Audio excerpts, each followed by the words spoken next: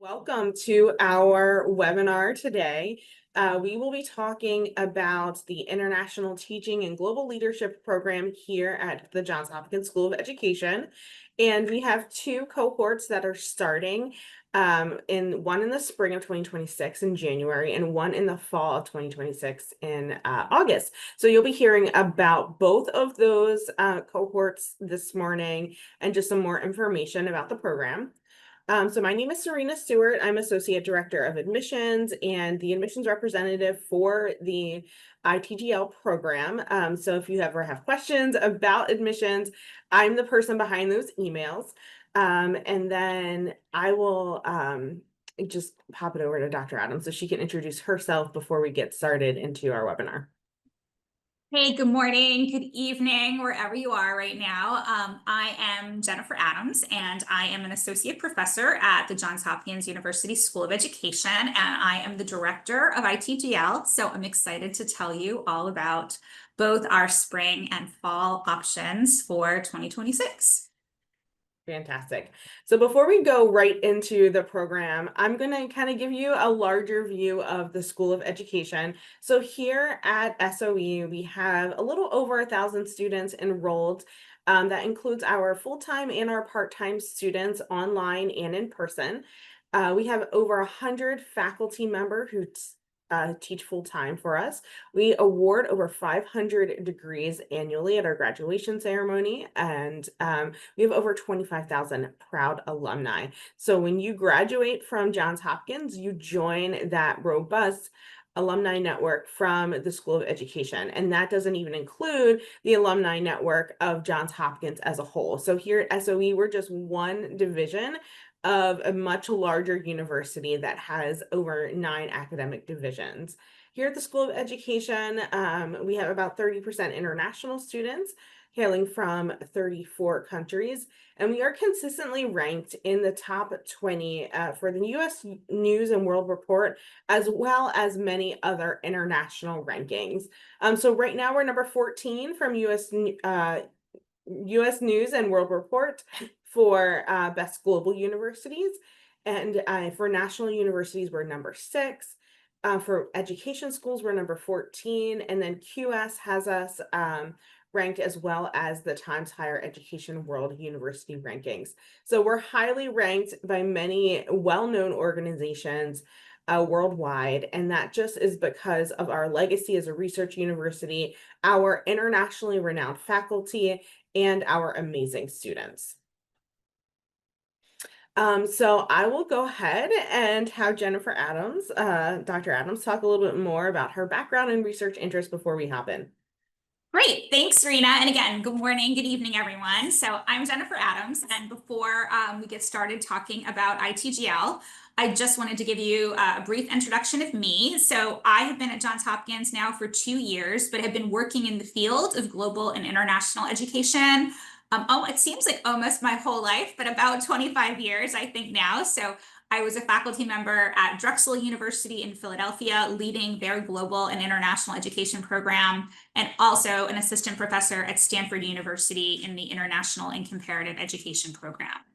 I also have experience as a teacher and school leader in East Asia, working as a primary school teacher and also a school director in both Hong Kong and China, and have been doing research in areas of China also for more than 20 years.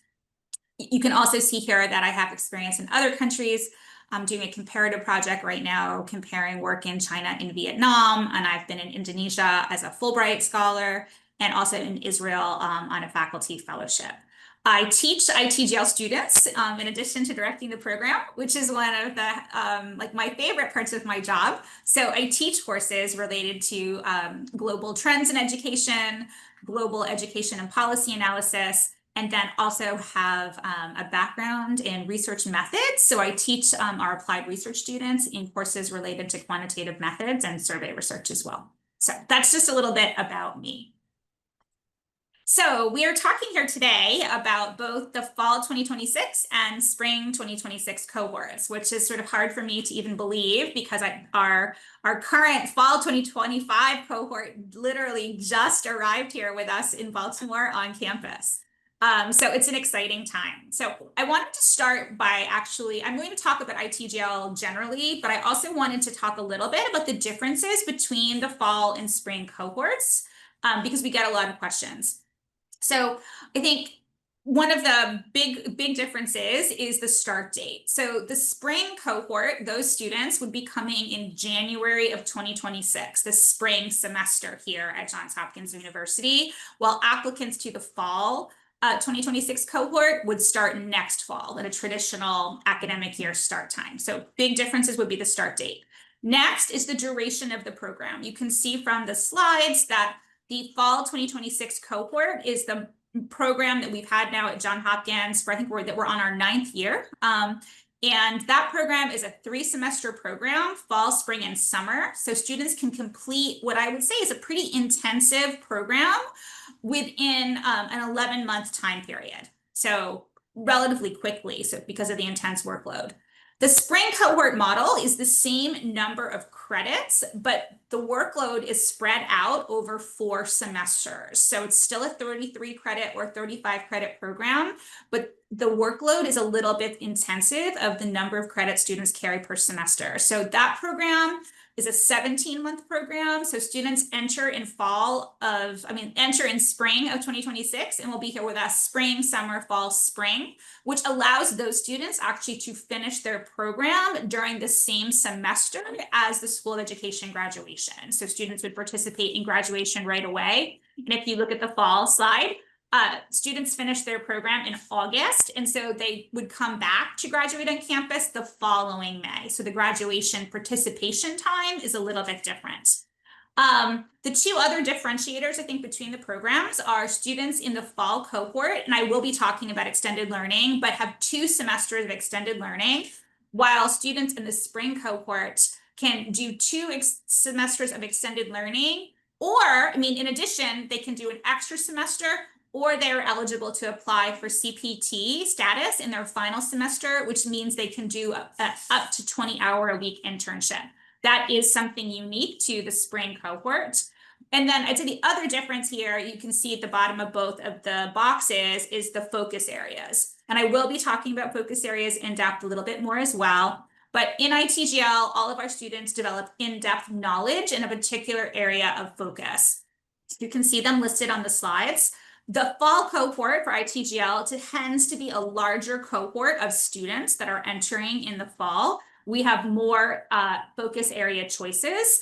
In the spring semester, spring start option, we have 2 of our most popular areas of focus, teaching English as a foreign language and entrepreneurship and education.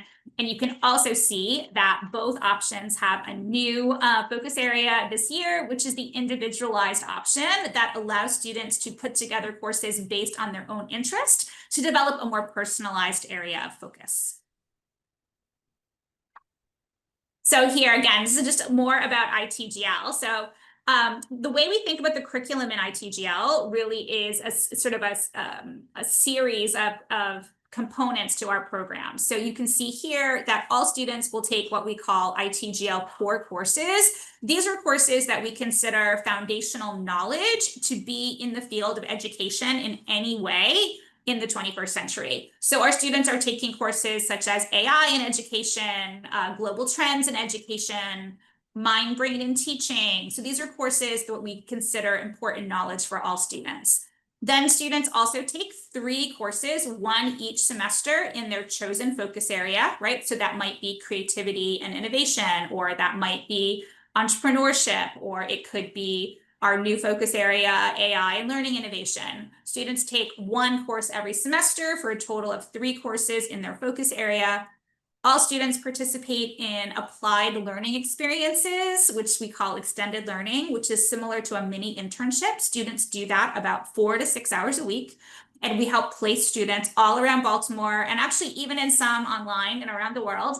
And then all students also the program culminates with a capstone portfolio that is built of artifacts that demonstrate what you have learned and what you've learned to do, what you're proud of, that you develop over the course of the program.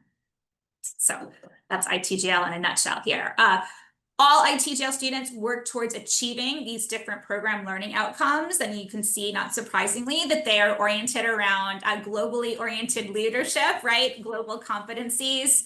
All of our students are able to review, interpret, synthesize research, and use research evidence to make compelling decisions, regardless of the field that they are actually entering. So our students that might be entrepreneurs will be able to learn to use research evidence to inform their entrepreneurship decisions. If students are in AI and learning innovation, they would be learning to use the most up-to-date research to help them make decisions about technology or apps or what they're creating.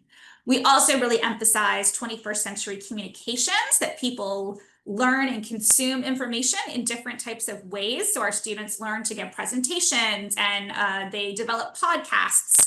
They make apps, they do different types of things to demonstrate what they've learned. We also emphasize the role of technology in education in the 21st century, and then of course, the specialized expertise in their focus area. ITGL, as you can probably see by some of the focus areas and the courses that I've just mentioned, really is an interdisciplinary program where students are learning about education, but in the end, when they leave ITGL, many of our students do enter traditional educational roles, such as teachers or school leaders, and you see that in the center of this diagram here, like founders of schools, public, private, and international. We also have students that are prepared to work in many different fields where they're sort of infusing their educational knowledge into different spaces, right? So that might be related to global talent management. It might be related to government. It could be startups and business. It could be higher education, right? It could be digital learning. So you can see here just a sampling of the different types of careers that our students actually enter when they graduate from ITGL. Here's just a look at the ITGL core faculty. So you can see myself there and 3 of my colleagues that work in the program, teaching courses, also advising courses. And then also I'm noting that Mark Drexler on that end there is also our extended learning coordinator. And he has developed relationships that place students in extended learning experiences of different types in many different locations. In addition to the ITGL core faculty that advise ITGL students and teach many of the ITGL classes, SOE faculty, so faculty at the School of Education that are experts in different areas, also teach ITGL students. So you can see here just a couple of examples. Over on the top left side, Dr. Annette Anderson is very well known in the United States and teaches the Global Trends course and also the Global Policy, the Global Leadership course for ITGL students. You can see at the top, Dr. Linda Carling. She is the director of the Center for Technology and Education here at the School of Education, and she teaches in the early childhood focus area for ITGL. So students in the program develop really close relationships with ITGL core faculty, but also have the opportunity to be interacting with other faculty at the School of Ed. So just wanted to give you a look at the differences in what the course sequence would look like between the fall and spring semesters, just so to make it sort of more real for all of you. I think when you see this slide and then the next sort of series of slides, you'll see what I was talking about in terms of the more intensive course load for ITGL students in the 11-month 3-semester program. That's what you see in front of you compared to spring, where it's spread out a little bit. So you can see the 3 semesters here, where you can see the core classes that I talked about in the blue color. So those are ITGL core classes. You can see students will take 3 core classes in both the fall and spring semesters. You see the yellow, which is the focus area courses, where you can see they take 1 each semester. The seminar in teacher leadership is where students develop their portfolio.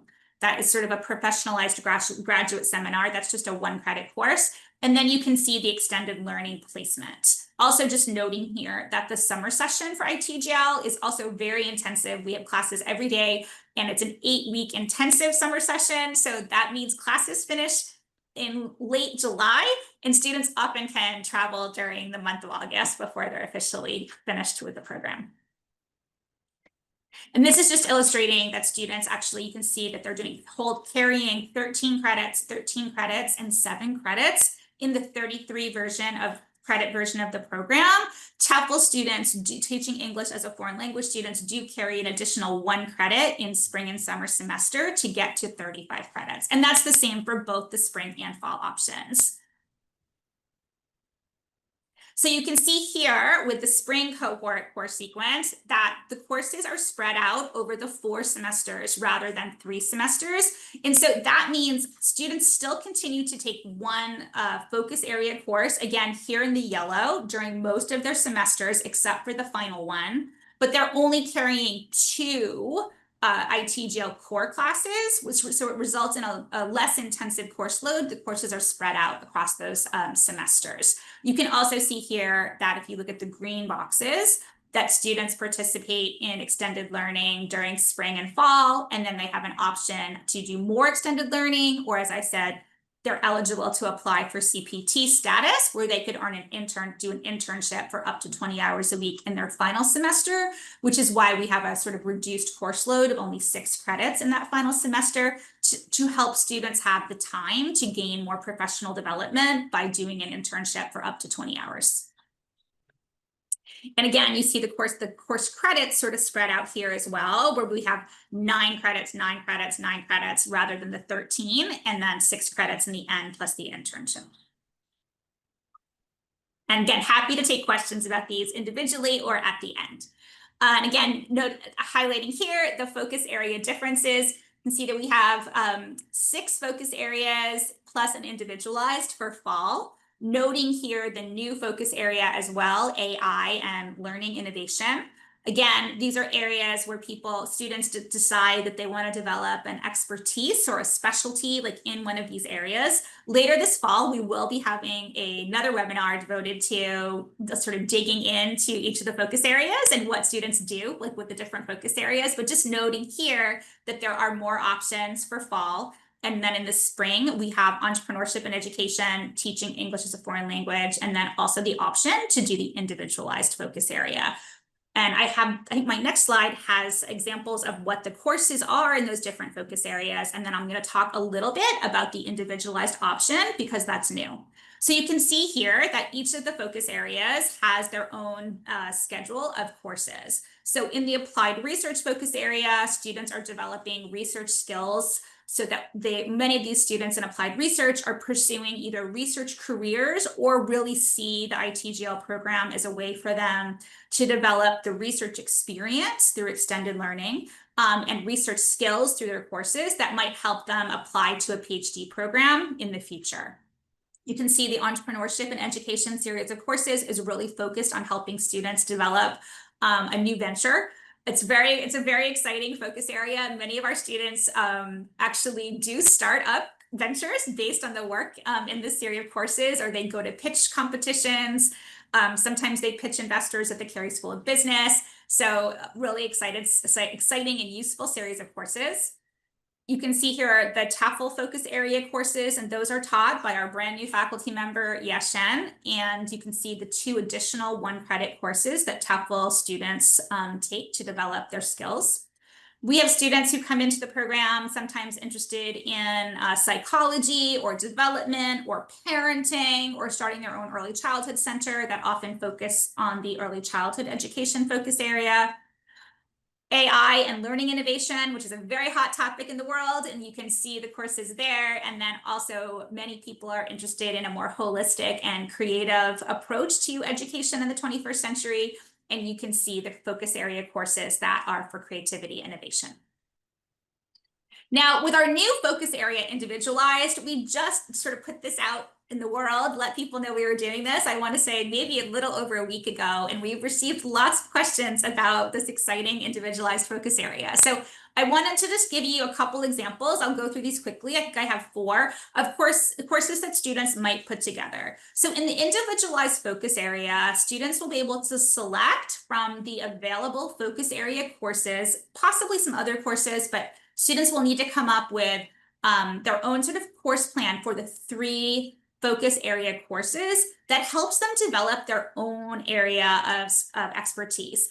And one of the reasons this individualized focus area has emerged is because we often find that our students have really passionate interests that cross the focus areas, right? So you can see here that I've put together 3 courses here where somebody might be really interested in AI and learning and using technology, but they're interested in it in a very specific way. They want to do it for English language teaching.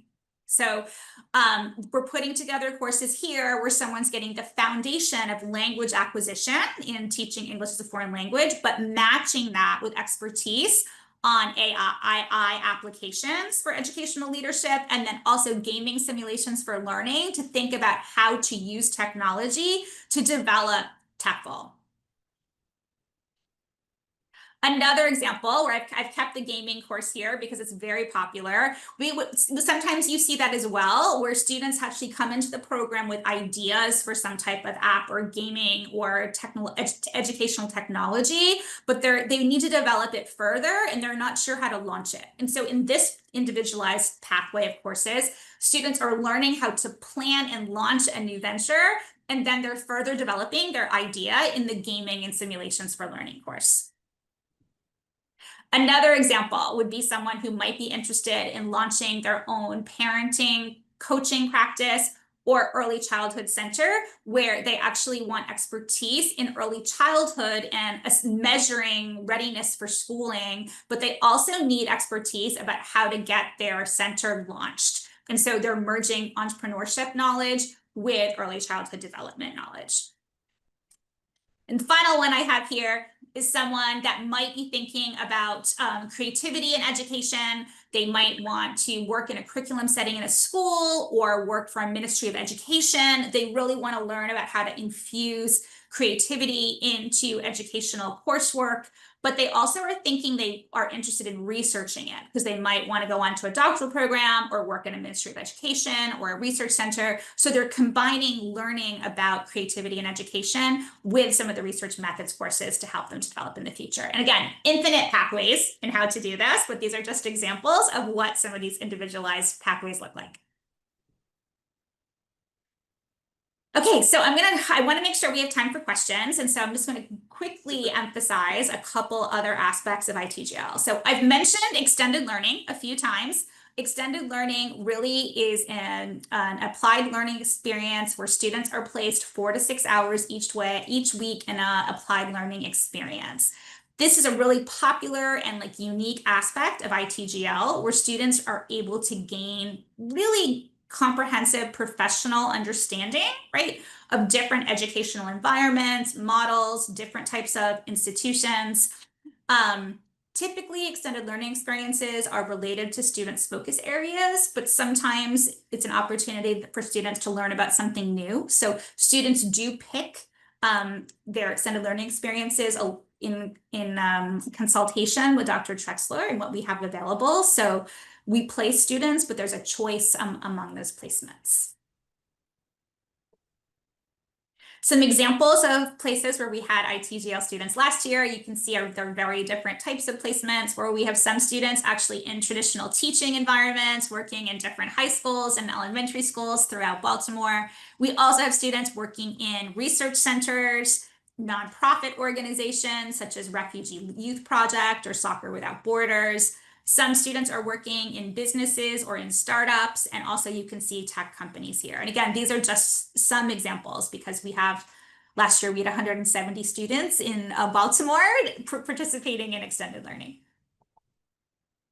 And again, the difference between extended learning placements for fall and spring cohorts is that the fall cohort will participate in 2 semesters of extended learning, while the spring cohort can participate either in 2 semesters plus a CPT approved internship or 3 semesters of this really, I think, unique professional experience. Didn't want to wrap up today without giving you guys a sense of what some of our ITGL alumni are doing. And I hope what you see here is, if you think of that slide that was earlier in the presentation where I illustrated sort of the different professional fields where people use the expertise that they've developed in ITGL, I think you can see that our students are doing lots of different things, our graduates. So ranging from startups in ed tech to teachers at international schools, working in international development. Some enter curriculum-related fields, international student exchange, ed tech company sales, online education, new ventures, so many different areas. And ITGL, Serena mentioned early on that the large network that we have here of alumni at Johns Hopkins University. And I'm happy to say that the ITGL alone alumni network is a global network approaching almost 1,000 alumni who, in my experience, have been very excited to help new graduates enter the labor market and do cool things. Also wanted to note for those of you that are interested in applied research that we also have been very successful getting recent graduates of ITGL into top PhD programs in the United States. So just a couple final things to leave you with. I think one of the strengths of the ITGL program is the way that we approach teaching and learning. Our class experience for students is very interactive and focused on student learning and development. We do this largely through relatively small class sizes and also access to faculty. I left my class yesterday and students invited me to go have lunch with them. So we basically are interacting with our classes all of the time, our students very frequently. And I think that really creates a real collaborative and project-based learning environment where students are working with faculty, definitely doing work in the classroom, but also working in groups on their interests with other students and with faculty outside of the classroom. In addition to creating sort of academic content knowledge that we think is really important, and like you saw that in the program learning outcomes and focusing on collaboration and communication skills, we really are focused on thinking about the sort of soft skills that are useful in the labor market and in the world. So in our courses, in addition to students mastering knowledge and developing new skills, we really focus on creativity, originality, interdisciplinary thinking, and also independent thinking. And I think that helps our graduates like stand out because they've developed this alternative perspective. Then in addition, as I've mentioned, we really focus on real world application through what we do in courses and also through extended learning with the idea that we want our students to be ready to bring what they've learned in ITGL into the world, which also means that we're emphasizing technology and then also assessing students, as I mentioned, through multiple formats. So students might develop a business plan, they might develop a lesson plan, they could do a podcast. Students are writing some traditional papers, but we often have final projects where they're creating a game, really thinking about how to demonstrate what they've learned in multiple formats for different audiences.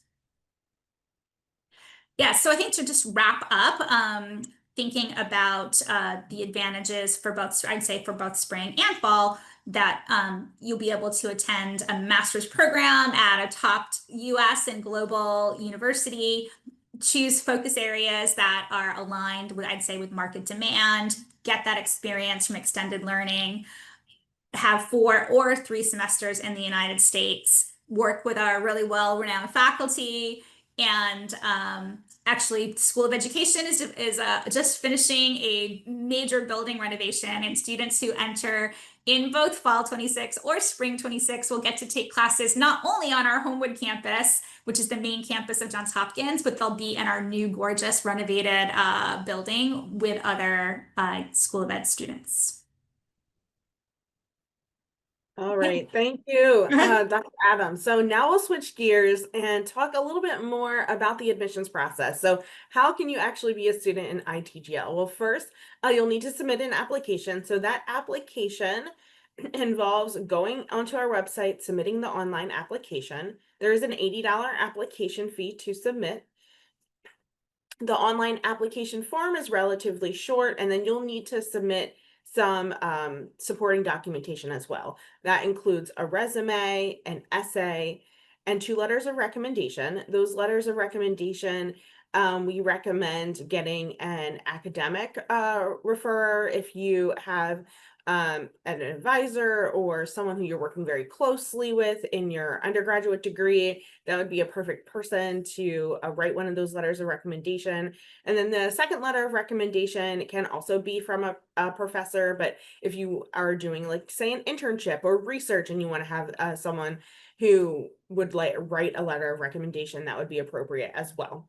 You'll need official transcripts if you have studied in the United States. If you are coming from anywhere else in the world besides the United States and Canada, then you will need to submit a course by course evaluation. We'll talk a little bit more about that in a second. And then you need to select your focus area. And then after your application is complete and submitted to the university, there may be an ACEE administered interview that is only for select applicants. So if you are chosen for that interview process, you'll get an email from us letting you know that and the next steps to contact ACEE, who is our partner for ITGL, and how to do that in video interview. So that course by course evaluation is necessary in lieu of transcripts, as I talked about. If your degree was earned outside of the United States and Canada, we do have a list of recommended, or I should say approved credential evaluation agencies on our website. World Education Services is really popular, but definitely not the only one out there. There's the evaluation company, IEE. So as long as they are on the approved list, you can choose whichever evaluation company for your transcripts that you wish. You'll also need to submit a passing English language proficiency test. There are the passing scores for each of the tests that we do accept here. We accept the IELTS, the TOEFL, and new this year, the Duolingo English test. So for those of you who might be in a remote area, the Duolingo English test allows you to take the test at home rather than, traveling to a major city. So we're happy to be able to accept that this year. So if you have a valid score, if you've taken any of these tests within the last 2 years, that would be accepted as a part of your application. And then if you have any additional questions about any of these requirements, what the testing waiver requirements are, or what agencies to use for that course by course evaluation, definitely visit our website for international students. It's just our main website /international. So education.jhu.edu/international. You can also find it pretty easily by going to the admissions tab on our website and then clicking international student admissions. I'm also happy to answer any questions if you had anything specific that you had questions about regarding the application requirements. So let's talk a little bit about the application timeline. Right now, you can apply for spring or fall. Applications are open for each of the cohorts. The spring application deadline happens first. That one is November 5th. That is the deadline to get in your application and all of your supporting documents, those letters of recommendation, submitting your essay, and then getting those course by course evaluations or transcripts to us. For our fall semester, there's two important deadlines to take note of. The first one is our priority application deadline of January 15th. Students who apply by this deadline will receive their application decision by mid-February. So that gives you plenty of time to have your decision in hand and to make your decision on whether or not you're going to join ITGL. It also gives you priority consideration for our scholarships. Students who don't make the priority deadline, if there is scholarship funds available, will still be considered for scholarships, but for priority consideration, you'll definitely want to apply by January 15th. The final deadline for all application materials to us to be considered for fall of 2026 is April 30th. So you'll want to keep that in mind. And then we do have several other deadlines. We have our enrollment deposit deadlines. Those you can find on our website in detail, but it's different for each cohort that you're applying for. But after you accept your offer of admission, there is a non-refundable enrollment deposit that is due to secure your spot in whichever cohort you are applying to. So just a little bit about the tuition breakdown and some scholarships before we open it up for questions.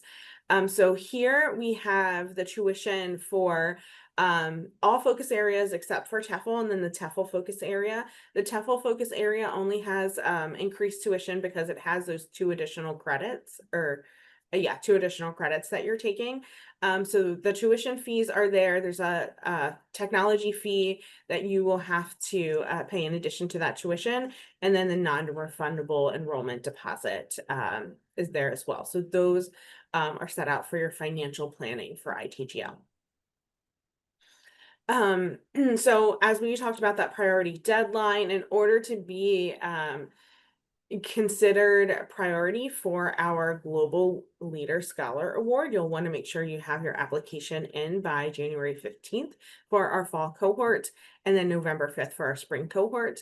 We do have a limited number of merit-based scholarships. You don't need to apply for a separate application for these scholarships. You're automatically considered if you're admitted into the program. And then we do have some other additional resources that we like to give our students outside of the School of Education. So even though we have this institutional scholarship, we definitely encourage you to get funding elsewhere and accept funding elsewhere. We've had several students who have been successful in getting national government programs and scholarship programs who've been in ITGL. There's also internationalscholarships.com and edupass.org, which are great just resources for you that talk about affordability of studying in the United States and some different funding opportunities. If you are a US citizen, you can complete the FAFSA, and we definitely encourage you to do that. Permanent residents are also eligible to complete the FAFSA. We encourage you to do that when you are submitting your admissions application. So with that, we'll go ahead and open it up for questions. Please use the Q&A function in the chat to go ahead and ask any questions, whether that's about the admissions process or the ITGL program. Dr. Adams and I will answer any questions that you have.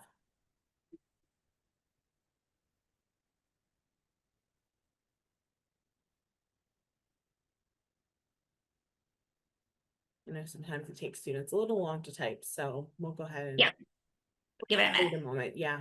And we're also available to take questions if they occur to you after the webinar. I think Serena will be sharing some contact information when we wrap up. And also my emails on the website. Students are always welcome to get in touch with me. And I can, if you have really specific questions, I'm always happy to set up like a Zoom meeting to talk about your interests.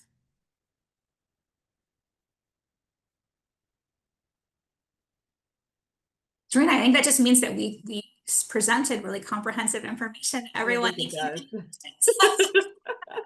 I think it does. So I will go ahead and put up our contact information just in case we have students who might not necessarily want to ask their question to the whole group. Please feel free to reach out to us. So there's my information. The best way to contact our office is to send us an email. I'm the person behind that email for ITGL students, so you'll be contacting me directly. And then for the program, there's also Ms. Carol Herman. She is happy to take any questions that you have, as well as Dr. Adams. And I also wanted to note here, I have in a blue square, I do travel a lot in my own research, but also in my role as the director for ITGL. I will be in China and Hong Kong in mid-October, and I also will be in Turkey, Spain, Hong Kong, and South Korea in late November, early December. So if you happen to be in any of those settings and want to set up a time to meet with me, I do often meet with students to answer questions or have a coffee or get to know students as part of the application process when I'm on the road. So feel free to reach out either to Ms. Herman or myself if you are interested in that. We do have one question that came in. Okay. Yeah, so I think if we want to read out that question, I guess a little bit, and you can clarify for me as well, I guess. If the question says, I'm sure that the ITGL program is the one I was looking for, well, that's great. I'm happy to hear that. I'm just worried about going there with my family together as an international student, like family support, especially for kids because of the government policy and things. This is a great question. And so And it's also great timing, I think, because you're looking at applying early. So there's lots of time to get things together. So I'm just going to address two things here. So when you say government policy and things, I'm guessing that you might be referencing sort of the challenges that students have had around the world obtaining visas this spring and summer. And I would say maybe a less globally focused policies in the United States right now. And so I would say that we have our students, ITGL students, I think one of the characteristics I appreciate most about them is their passion for education, global education in particular, being here at Hopkins, and also their persistence. And so despite the more challenging global environment, we've just welcomed well over 100 students here this fall that made it to campus. We support students as much as we possibly can through that process. And I would say personally, as someone who's been in this field for this amount of time, that being engaged in global and international education right now is probably more important than ever before, right? The power of people to people relationships and getting an education in another setting and then going back to your home country with all of the knowledge that you have is really important in times like these. And I can quickly just speak to my own experience. I studied in China at Beida in 1991, which was a time of actually great global turmoil. The United States was at war in Iraq. And I think going abroad during that time was a very powerful experience for me. I learned that I was more than my government, and the people I met in China weren't their government, and that the relationships and knowledge and culture that are exchanged between people really have the power to change lives and the world. And I'm still close with those people that I met well over 30 years ago now when I studied in Beijing. So I'm going to say that it's a time to persist. So that's related to the government piece. And I think the other piece about family support is that I would say we do have ITGL students that are here with their families. And so if you're interested in the family environment, I'm happy to put you in touch if you reach out to me to current students who do have their children here. We have someone that I was actually one of our students I was just talking to yesterday. She was part of spring cohort last January. And so she was just relieved that her children are back in school because she has more time for her studies when I saw her in class like yesterday.